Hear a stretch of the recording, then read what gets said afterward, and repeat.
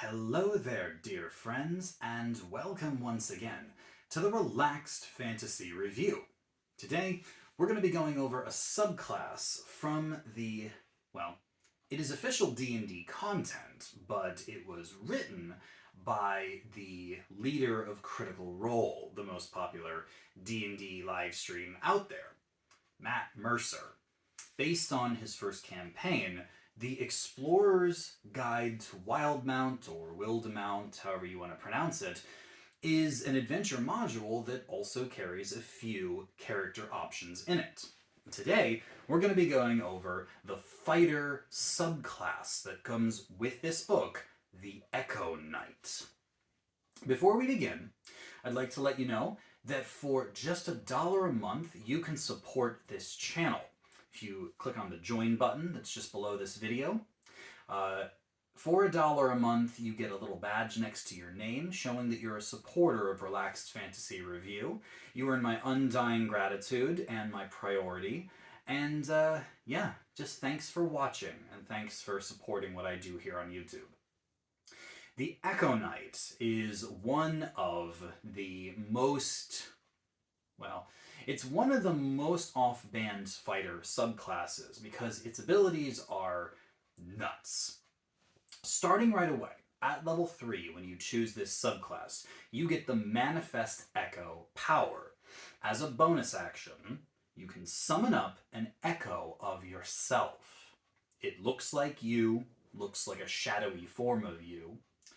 It has an armor class that is determined by your statistics, is immune to all conditions, and has 1 hit point. However, there is no limit to how many times you can summon this echo. So you can bonus action, summon the echo, send it into a fight, and if it does get hit, it's a bonus action to bring up another one back. This ability to just put a body on the field that can take a hit that your allies don't have to take is really powerful. But it goes further than that. As an action, when the echo is formed, you can teleport, swapping places with the echo, as long as it's within 15 feet of you. So, if you need to just pop on the other side of somewhere, it's almost like a free Misty Step, because you can bonus action, create the echo on the other side of a barrier that you can see, and then just switch places with it. And then if you want to unsummon your echo, that's fine. You just teleported for free. You also can move your echo around without using any action economy. You just have to tell it where to go, and it goes. You also can attack from your echo's position.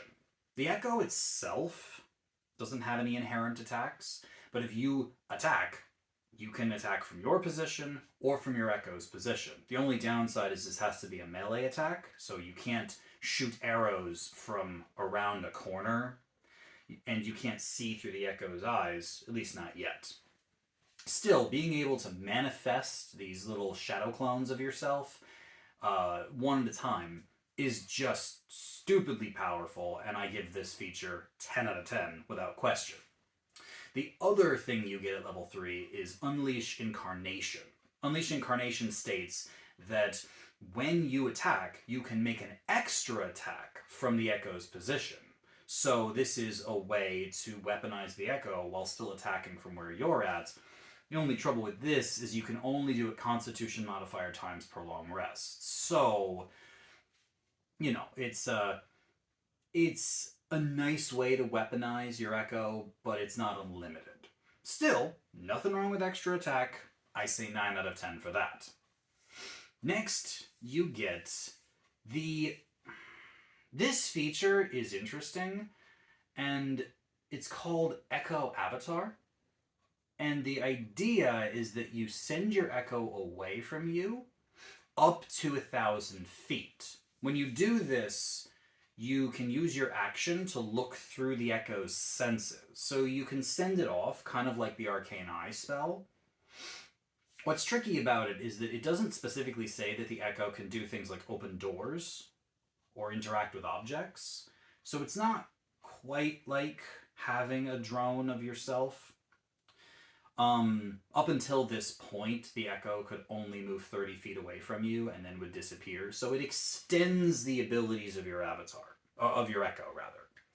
But this power isn't unlimited, because it only has 1,000-foot range. And yes, you could attack from your Echo's position, but it only has 1 hit point. So if it dies, then you're going to lose sight wherever it is. And if you're 1,000 feet away, that could be problematic. Still a good power. I'm giving it 9 out of 10. It's just a limited power beyond a scouting ability. So then, that's at level 7. Now, at level 10, you get the Shadow Martyr feature. Shadow Martyr states that once per rest, so this can be short or long rest, if a creature is about to get attacked, you can use your reaction and have your Echo teleport in the way of the attack. Interestingly, this doesn't have a distance limit, so if you can see someone a mile away and they're about to get hit, in theory, if your Echo is next to you, you could teleport it to where that creature's about to get hit, and it would take the hit. This is before the attack roll is rolled, so this isn't one of those if your ally has been hit and is about to take damage, you can use the Echo. It's one of those where if they're about to get hits, you would teleport your Echo in the way. And then, in theory, the attack could miss the Echo, so it doesn't necessarily destroy it, but it's likely to. So yeah, it's a once per day, or once per rest rather, get out of jail free card for your allies. Now, at level 15, you get the Reclaim Potential. Oh, I'm sorry, I didn't mention. I'm give Shadow Martyr 9 out of 10. It's a nice power that you can use to, bend the whims of attacks once. At level 15, you get Reclaim Potential. If your Echo is destroyed, you can get temporary hit points. You summon your Echo, it gets destroyed, you get 2d6 plus your con modifier in temporary hit points. So, this means that 2d6 is about 7, and your con modifier is 5, so that's 12 temporary hit points. Not a huge amount, but something. And it's free, it's whenever your Echo gets destroyed. The problem is you can only do this Constitution modifier times per long rest. So if you have 5 in your con mod, which an Echo Knight probably should, that's 60-ish temporary hit points over the course of a day, just with your Echo being destroyed. That's not terrible. That's not bad. It's a shame you can't destroy it yourself. Like, you can't bonus action summon your Echo, and then on the next turn, bonus action destroy the Echo to gain the temporary hit points. Like, you couldn't do this before combat. I guess you could kill the Echo yourself. Can you do that? Probably. In any case, this one isn't as inherently broken, nor does it, and it caps out pretty low temp hit points for level 15. It's still not a bad feature, but I'm only giving it 7 out of 10. Then finally, at level 18, you gain the Legion of One feature, where when you use your bonus action to summon an Echo, you can summon 2 Echoes. Since they move, no action required, and you can attack through the Echoes with your attack feature. By this level, fighters are swinging 3 or 4 attacks, depending on if it's at 18 or 20. So you could attack from your position and 2 other positions all in one turn. Plus, if you use Unleash Incarnation, it's an extra attack from either spot.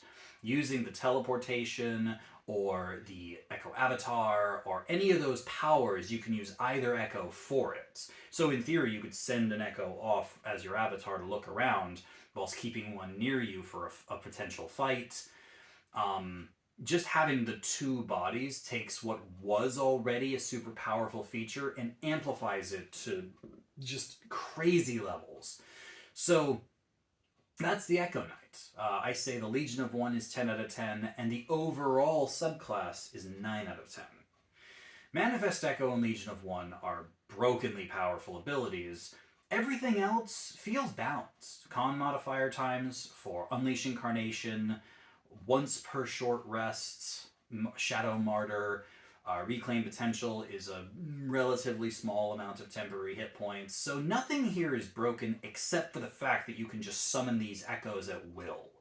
If you could do it proficiency bonus or con modifier times per short rest even, that would make this a much more balanced subclass, but as it stands, it is 9 out of 10 because it's got 2 very strong abilities, and then some decent ones on top of that. But still, the Echo Knight is fantastically powerful just for that 3rd level Manifest Echo ability. Absolutely great. Highly recommend giving them a try as long as your DM's cool with it.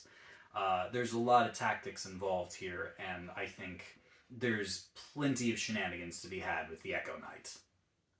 This has been the Relaxed Fantasy Review. If you enjoyed the video, please like, subscribe down below, have a look out for that join button, and keep your eyes peeled for more subclass reviews coming down the line soon. Have a good one, my friends.